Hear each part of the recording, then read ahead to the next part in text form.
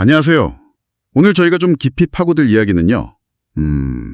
국민의힘 내부에서 나온 얘기입니다. 전직 지도부를 상대로 책임 당원들이 직접 사기 경선 의혹을 제기하면서 형사고발까지 했다는 소식인데 이게 좀 이례적이잖아요. 네, 맞습니다. 보통은 내부적으로 해결하거나 하는데 이렇게 책임 당원들이 그러니까 당의 핵심 지지층이죠. 이분들이 직접 전직 지도부, 구체적으로는 권영세 전 비대위원장이랑 권성동 전 원내대표를 고발했다는 건 상당히 주목할 만한 일입니다. 그렇죠. 근데 핵심 혐의가 사기 경선이라고요? 이게 지난 대선 경선 때 뭔가 문제가 있었다 이런 주장인 거죠? 네, 제21대 대선 경선 과정이 공정하지 못했다. 이런 취지입니다. 사기 경선이라니 단어가 굉장히 센데요. 구체적으로 어떤 상황을 문제 삼는 건가요? 일단 고발 내용을 좀 자세히 들여다보면요. 시점이 21대 대선 후보 등록 바로 앞이었어요.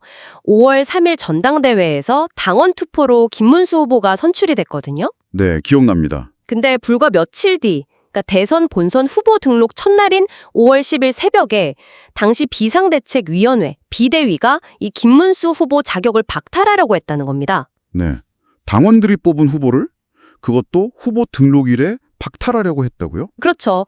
그 의혹이 이제 고발의 핵심 중 하나고요. 여기서 그치지 않습니다. 아, 또 있나요? 네. 더 나아가서 당시에는 무소속 예비 후보였던 한덕수 전 총리 있지 않습니까? 네네. 이분으로 아예 대선 후보를 교체하려고 시도했다는 거예요. 이게 고발 내용의 또 다른 핵심입니다. 와, 그러니까 당원들이 뽑은 후보를 빼고 다른 인물로 교체하려 했다. 네. 물론 결과적으로는 그 시도가 무산됐다고 알려졌습니다만 그래도 당원들 입장에서는 자신들의 투표권이 완전히 왜곡되고 또 정당하게 뽑힌 후보가 부당하게 바뀔 뻔했다 이렇게 느낄 수밖에 없겠네요. 바로 그 점입니다. 이게 이제 당원들이 직접 형사 고발이라는 강한 카드를 꺼내든 가장 큰 이유라고 볼 수 있겠죠. 투표권 왜곡 문제, 그리고 후보 교체 시도 문제.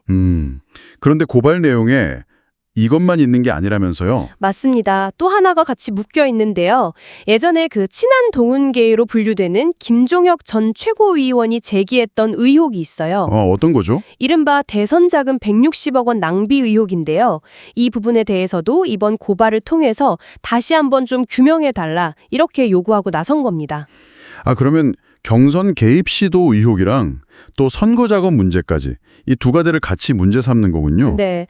현재까지 알려진 바로는 이 두 사안, 그러니까 후보 교체 시도와 대선 자금 의혹 사이에 직접적인 연결고리가 명확히 드러난 건 아니에요. 그렇군요. 다만 이제 고발한 당원들 입장에서는 경선 과정도 그렇고 자금 집행도 그렇고 당시 지도부의 책임 아래 있었던 일들이니까 뭔가 좀 불투명하다, 이걸 같이 밝혀야 한다 이렇게 보는 것 같습니다. 네, 일종의 당 운영 전반에 대한 문제 제기라고도 볼 수 있겠네요. 그렇죠. 총체적인 문제 제기인 셈이죠.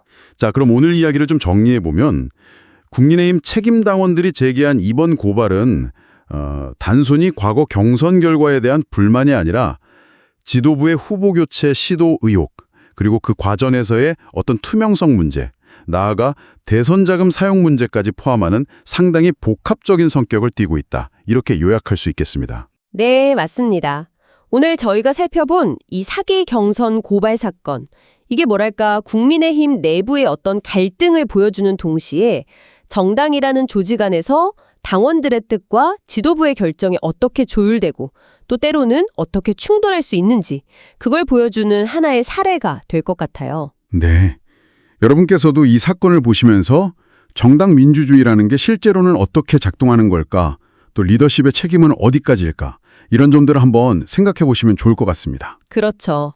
이게 법적으로 어떤 결론이 날지는 좀 지켜봐야겠지만요. 네, 당원들의 이런 직접적인 문제 제기가 과연 어떤 파장을 불러올지 그것도 좀 지켜볼 포인트겠네요. 마지막으로 청취자 여러분께 이런 질문을 한번 던져보고 싶습니다. 법적인 판단과는 별개로요. 이 사건이 우리에게 시사하는 바는 뭘까요? 특히 중요한 선거를 앞두고 당 지도부의 어떤 전략적인 판단이랑 당원들의 정서가 부딪힐 때 그런 내부 갈등이 생길 수 있잖아요. 그런 갈등의 본질이나 또 그걸 어떻게 해결해 나가야 할지에 대해서 여러분은 어떤 생각을 가지고 계신지 한 번쯤 고민해 보시면 어떨까 싶습니다.